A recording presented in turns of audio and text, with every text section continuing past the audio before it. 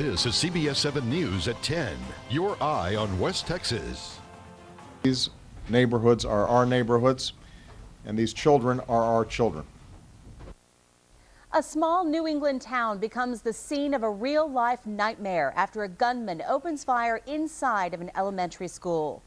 Parents are holding on to their children a little tighter tonight as we continue to learn more about one of the deadliest school shootings in U.S. history. Tonight we have team coverage on the rampage that left 26 people, including 20 children, dead. We'll also take a look at how today's tragic event is having an impact right here in West Texas. But first, let's check in with Inez Ferre, who has the latest from Newtown, Connecticut.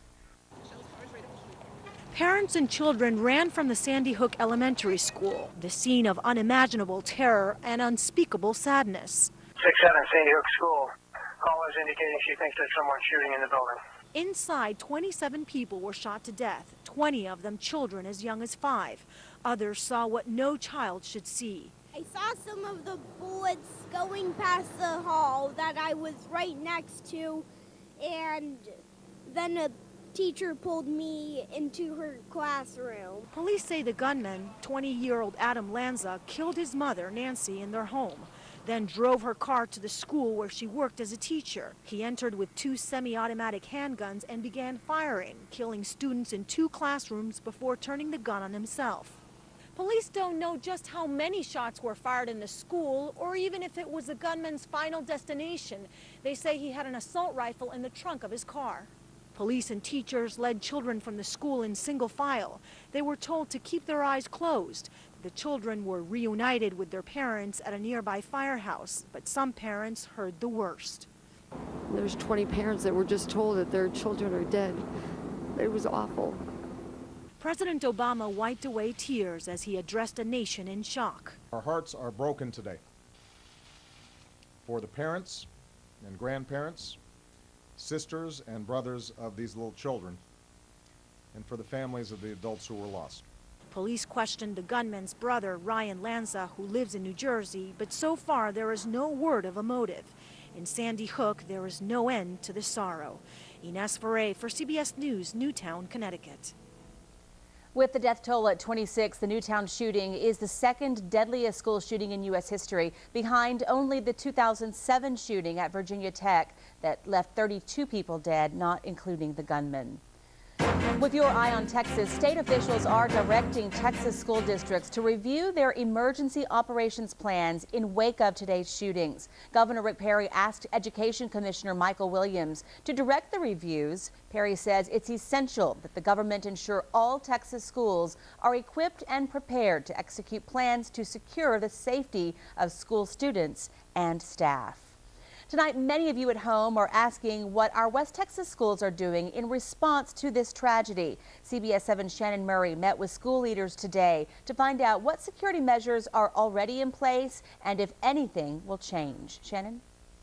When I visited both Midland and Ector County ISDs today, everyone was watching the news very closely as each detail began to unfold. Both districts tell me there's no doubt that this horrific shooting will lead to conversations about campus safety right here at home. Today, Americans are in shock as they watch tragic details unfold about the deadliest school shooting in American history. Inside West Texas schools, staff are glued to the screen, reflecting on their own campus. That's the worst nightmare that a school police department can have. The picture of the sign in front of this school, it says visitors welcome. That's exactly what every campus in America looks like. You want your campuses to be very open. But both Midland and Ector County ISDs say safety takes priority, and there's a long list of security measures already in place, many that can't be disclosed. Since Columbine, the response to a school shooting or an active shooter has changed dramatically. Any employee, whether they're full-time or part-time, goes through an emergency procedures training. ECISD uses the Hall Pass system, which requires a visitor on any campus to sign in using a valid ID at the front office. If anyone tries to bypass that system, if anyone comes in and refuses to sign in or comes in a direction other than the office, the school will go into a lockdown immediately. But still, school officials say after today, they will reevaluate everything. So we're going to go through our same process of looking at what we do and see if we can change anything to make ourselves a little bit safer than we are right now. In the meantime, Dr. Warren advises all caregivers to hug their kids a little tighter and talk to them about what happened in Connecticut. We don't teach our children to live in fear. We guard ourselves to be able to handle those kind of situations. And that's what my wife and I will sit down and talk to our kids about tonight. Another piece of advice when talking to your children, psychologists advise that you minimize their television time in the next few days, especially if you're not around to interpret some of the images they may come across. In the studio, Shannon Murray, CBS 7 News. Shannon, thank you. West Texans took the time this evening to mourn the loss of the victims of today's tragic shooting. A group of people gathered outside Midland ISD administration building for a candlelight vigil. The memorial was organized by one Midland woman and given approval by the school district. The city of Midland is also reflecting on today's shooting. In a statement, the city writes, quote, "Our hearts are heavy with the news that came out of Newtown, Connecticut today. We are shocked and deeply saddened, and our thoughts and prayers are with the families of all who have been affected by this terrible tragedy." A little later in our show, we will have a reporter from Fox, Connecticut, Bo Berman, live on the phone with a first-hand account of the shootings in Connecticut. We'll also, of course, continue to monitor this developing story for any information that comes up through the rest of this newscast. So make sure you visit our website at cbs7.com. The winds picked up across the Permian Basin, leaving a dusty haze throughout the day. Here's a look at some video that we captured today on Highway 191 between Midland and Odessa. When you see it, you see the massive amounts of dust that were flying into the air, creating some very hazardous conditions for drivers on the road. Some parts of the area also saw a little bit of light rain today. So the question now is, could we see the same conditions throughout the weekend? Let's go over right now to the Pinpoint Weather Center, where weather specialist Daryl Ward is standing by with the very latest. Daryl? Yeah, if you just woke up from a 6-month nap or something, you might have thought today was April instead of December. But the good news is today was the worst of it. The winds, by the way, we hit 40-mile-an-hour wind gusts this afternoon. They will be easing off. They already have eased off this evening. And when you get up in the morning, cool, little breezy, 40 in the city of Odessa tomorrow morning when you get out and about, 41 in the city of Midland. Call it cool to chilly in the morning. And in Big Spring, clear skies as well, 41. The winds will be southwest, about 10 to 15 in the eastern parts of the basin, a little bit less in the western basin. Pecos, 40 in the morning when you get out and about, 45 in Fort Stockton tomorrow morning, 41 in Alpine, chilly, and then a little on the cold side, mostly clear, and 30 in Marfa when you start your day tomorrow. Now, there's no hazardous weather. As a matter of fact, the winds will be easing back, so call it, it's not going to be completely calm, but call it breezy instead of windy tomorrow, and sunny. Temperatures still a little above average for this time of year. I'll come back in a few minutes. We'll take a look at how long we're going to be staying with the breezy conditions and the 7-day forecast. Tatum? Daryl, thanks very much. Continuing coverage on a story we've been following for you. An Ector County jury finds a man behind the shooting of a deputy guilty on all 6 charges, including multiple charges of attempted capital murder. Felicia Bolton has more. Today was the final day in court for Victor White. The courtroom was filled with victims, eyewitnesses, and supporters of White. After closing statements, jurors found him guilty on charges stemming from the 2010 standoff on his West Odessa compound. Law enforcement witnesses say this was justice well served. During the closing statements, District Attorney Bobby Bland asked jurors to give White the maximum sentencing. And they did. White has been sentenced to life in prison and $60,000 in fines. Many victims are breathing sighs of relief. Now this 2-year chapter is finally over. Yes. I had no doubt that the good citizens of this county and this community would see the viciousness of his actions and realize this is an extremely dangerous person, and putting him away for the rest of his life is going to prevent him from harming anybody else. After the verdict was announced, White then stood up and started yelling at one of the deputies he opened fire on. Police had to detain him and take him out of the courtroom as he yelled, "I'm going to kill you." Victor White later took the stand and asked for probation. Even though multiple amounts of evidence from the standoff was shown against him, White still denied being guilty until the very end. District Attorney Bobby Bland says it's unlikely that White will receive probation. Reporting in the newsroom, Felicia Bolton, CBS 7 News. Felicia, thank you. More stories new tonight at 10 o'clock. A Midland man remains behind bars after authorities say he pointed a shotgun at deputies. Mark Willard Bastron is charged with aggravated assault against a public servant. According to the Midland County Sheriff's Office, deputies were arresting Bastron's wife when he came out of their home with a shotgun and pointed it at the deputies. Deputies ordered him to put the weapon down, which he did. Bastron is now being held at the Midland County Jail on a $100,000 bond. The westbound lanes of Interstate 20 are back open after a multi-vehicle crash this afternoon. The crash happened near mile marker 30, just west of Pecos. According to officials on the scene, the crash involved a trailer with animals on board. When CBS 7 crews arrived on the scene, there was one horse lying dead along the road. No word yet on what caused this crash. A railroad crossing in Midland will be closed next week as lawyers inspect the site of the deadly train crash that killed 4 veterans. Bob Petroff and Kevin Glasheen will conduct their inspection on Monday morning. The lawyers filed a lawsuit on behalf of the victims against Union Pacific and the company that owned the truck that was hit by the train. The crossing, which is located at Garfield and Front Street, will temporarily be closed during that inspection.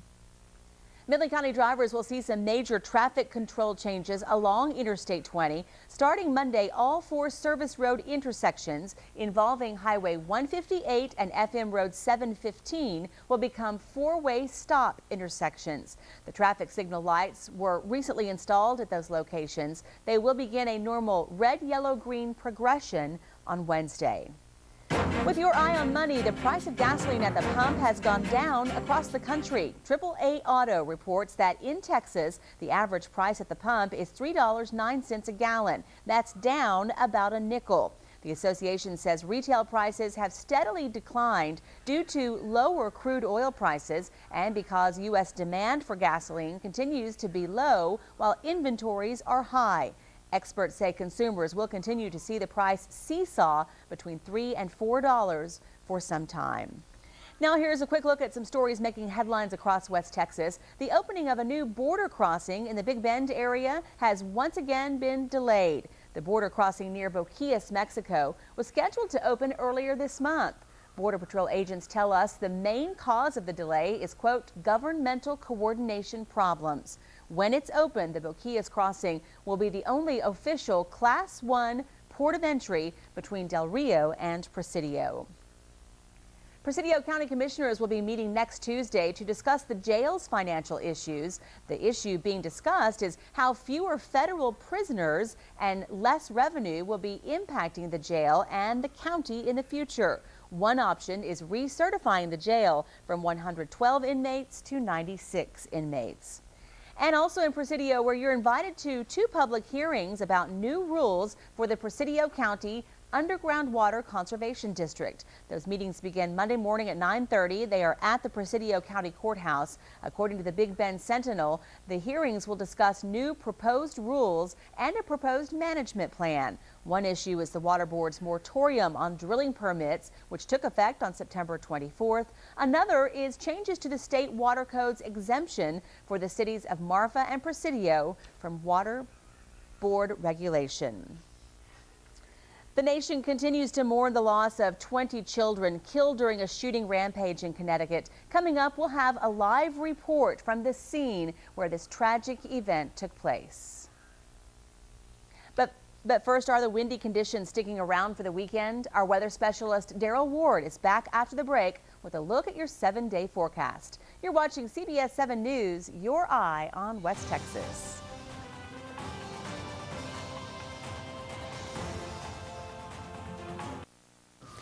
Good evening. Welcome back to CBS 7. Windy, a little above average temperatures today. We're cooling down. Let's go ahead and take a look. Our temperature right now at Midland International dipped down to 49. Winds lighter now, west-southwest 9 miles an hour, humidity 44%. So we take a look at our iCam. We have a time lapse from this afternoon. Some afternoon wind along with some clouds, even a few rain showers looking over the city of Odessa there. Plus, of course, you can see the camera shaking in the wind as well. Just a little touch of everything. And right there at the end, the sun setting after all of that going on. Temperatures, 40s, 50s mostly. 52 in Pecos, Fort Stockton, 48 in Marfa, 50 in Alpine, San Angelo, a little bit warmer, pardon me, 62. Right at 32 in Rio Doce. Some snow flurries up there. They're expecting possibility of snow in the mountains again tomorrow. Good news if you're hoping the ski season gets to rolling good. Now, 65 our high today. 52 was the low. A little above average on the high, way above average on the low. Very warm start this morning. We did have wind gusts up to 40 miles an hour this afternoon, enough to blow some dust around. Water vapor picture here. A cold front very rapidly moving. We have that line of thunderstorms roll across West Texas to the north of us around Lubbock. They were severe, very, very fast moving. 60-mile-an-hour trip through the area, moving to the east, and they are way gone from us now.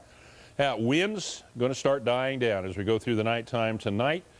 10, 15 maximum, 5 to 10 in some areas. But during the day tomorrow, now not like it was today, but they will pick back up some on Saturday. Call it breezy after we start with a pretty quiet morning there, 7 a.m. Now, as we hit noon, you start to see them pick back up west-southwest. We're looking at 10 to 20 miles an hour for most of the Permian Basin. And then later in the afternoon, we will be seeing the winds picking up again. At sunset, though, they ease off. That's good news. So call it breezy rather than windy like today. Temperatures still a little above normal, 65 on Saturday with just a cloud or two. Sunday, same story, breezy again. 63, then Monday 64, and we have a brief warm-up. You know, we are still not into the full chilly mode yet, and we see a rebound up to 70 on Tuesday, 73 on Wednesday, then back down with the next cool front coming through. We won't see a really freeze in the overnights until about Thursday night in the wake of that cold front. The weekend, breezy, but looking good. Low to mid 60s ought to be a nice one. All right, good. Well, breezy's better than windy. Oh, yeah. I don't think you're going to have rocks in your kids' pockets. Oh, that's good. Yeah. Daryl, thank you very much. Just ahead, we'll continue our coverage on the Connecticut shooting rampage. Former CBS 7 reporter Bo Berman will join us from Connecticut over the phone with more on today's shooting and how the community is reacting to this act of violence. You're watching CBS 7 News, your eye on West Texas.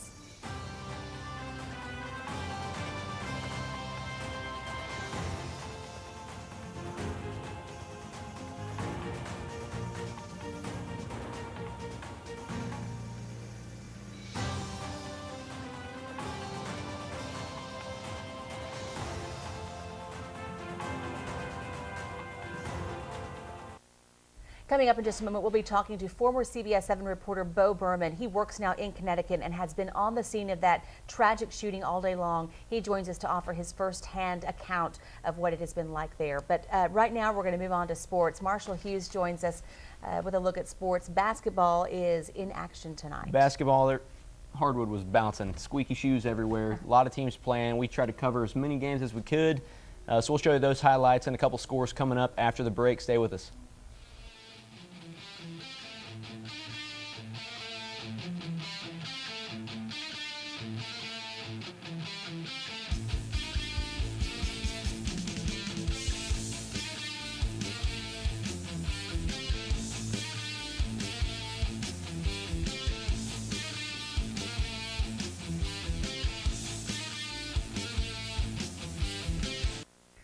Welcome back to CBS 7. We had a handful of teams back on the hard courts tonight. Let's start with the Midland Lee boys and Odessa High. Both teams showed up with a sense of urgency as the two squads both looking for their first district win. We go straight to the second half. Lee with the rock, and McCoy drives in the paint and shows his finesse with the teardrop, looking like Rajon Rondo. That made it 29-24 Broncos. Odessa High's Brandon now looking down the defender. He takes it straight to the hoop himself. Taylor Nunez thinking smart for the charge. Not this time. Brandon gets the bucket. Let's go back to Lee. They're with it now. McCoy goes right back to Ian Johnson, and there's no Bronco defender on the baseline, so Johnson takes advantage for 2 points. But it's the Broncos who get the W. Odessa High snacks its first District 2-5 win this season. They're now 1-2 in the league play. The Rebels remain winless at 0-3. In Andrews, the Mustangs welcome the Greenwood Rangers into the Performance Center tonight. Jody Lively showing the swag. Andrews with the ball. Devin Fitzgerald displaying some moves. Dishes to Corey Duran. And Duran nails a three-point jumper. This kid was hot all night, point after point. But now it's Greenwood. Grant Franklin driving on the inbound, a sneaky no-looker over to Lively, and he does the rest. One more from Lively. Taylor Hollinsworth, named so long they call him H, drops it in for another Jody Lively bucket. 82-52 the final. Greenwood too much for the Mustangs in this one. Now to the girls' games that went on earlier. Back to the OHS Fieldhouse. First quarter, Lee up 5-2. Destiny Mims drives and dishes at Callie Kobos, who drains the three to tie up the game. This was a good one, but in the second quarter, Lee turns on the offense. Here they give it to Hannah Payne in the paint. Payne in the paint. She hits the turnaround jumper. And then on the break, Jalen Lee takes it in the distance for Jalen, and Lee goes on to win 60-32. And just down 42nd Street to Permian. Mojo hosting the Lady Bucks from Alpine. Third quarter, Lady Panthers leading comfortably. Jasmine Watkins brings the ball up court. Great pass across the lane to Shadorian Reed for the easy bucket. Alpine responds. Kiana Valenzuela with a nice cut to the basket makes the lay-in. Mojo still leading 61-27, though. It was a barn burner, not quite. And they add to it. Nice ball movement here, pays off. Find Yana Scott in the paint for two. Mojo cruises to another win, 71-38 the final. In the fourth quarter, Rangerettes pulling away, 50-25. CC Santabanez looking to get something going for Andrews, but Amanda Ball gets the steal for Greenwood. Looks like an easy, fast break until Morelli Sanchez comes into the picture with the clean block. Bailey Ray has a chance at it. She can't get it to fall, and Michaela Alvarez gets the board and drives on down. She goes to Erica Contreras. Contreras steps up from beyond the baseline. Contreras with it again. Lizzie Amy Guerra on the and one. There it goes. She's smiling. Nice point. The Rangerettes grab the win on the road, 53-30. A few more scores from tonight. Our 5A teams in action came up short. Tascosa beat the Dogs 60-47 at the Schaap Center. And Lateran outworked Community Christian in the Mineral Wells tournament 73-60. Over to the girls. The Lady Dogs beat Tascosa tonight 48-29. They moved to 3-1 in district play. One more score. Fort Stockton gets a win over Pecos 65-64. It was a close one, went into 3 overtimes. All right. Tons of basketball. That's a lot of basketball, Yeah. Marshall. Thank you for all your work and Whitney's, and we'll be right back. Continuing coverage out of Connecticut and the school shooting there, former CBS 7 reporter and WTIC in Connecticut reporter Bo Berman is there. He was a witness today to the shock that this community has felt firsthand. He joins us now on the phone with more. Bo, I know this had to be a tremendously sad day in that community. Yeah, Tatum, it's great to be with you tonight, unfortunately, on a very, very sad day for the state of Connecticut and really for the nation after a tragedy like this. You probably obviously know the details by now. 20 children killed in this massacre at this school. But I wanted to tell you a little bit about this town here. It's in between Stamford, Connecticut, and Stamford is right outside of New York City. And it's in between Stamford and Hartford, Connecticut, which is right in the center of the state. And so what you have here is a small rural town that just, you know, everyone always says, I never thought it would happen in a town like this. But, you know, people I think these days realize these things can happen anywhere. But nevertheless, no one ever ready for something like this, especially with children this young. And so today we watched as these families, parents pulled up unsure of whether their children were still alive or whether they had been killed. And some got good news, some got bad. And watching those faces of those parents when they got that bad news was something you never want to see, but at the same time we'll probably never forget. In any case, a very wild day out here as details of the gunman and the suspect emerged, and a little bit of confusion with media outlets, but that was eventually reported correctly tonight. And also this evening we covered, talked to some friends of the principal who was killed in this massacre today. But in any case, a very tragic event here in Connecticut that will continue with the aftermath for the next few weeks, Tatum. Bo, you were a West Texan for so long. Now you're in Connecticut. Please pass along all of our thoughts and prayers to the people there. This was an American story, and we appreciate your time. It's time for us to go now. David Letterman is coming up. We hope you have a safe and blessed weekend.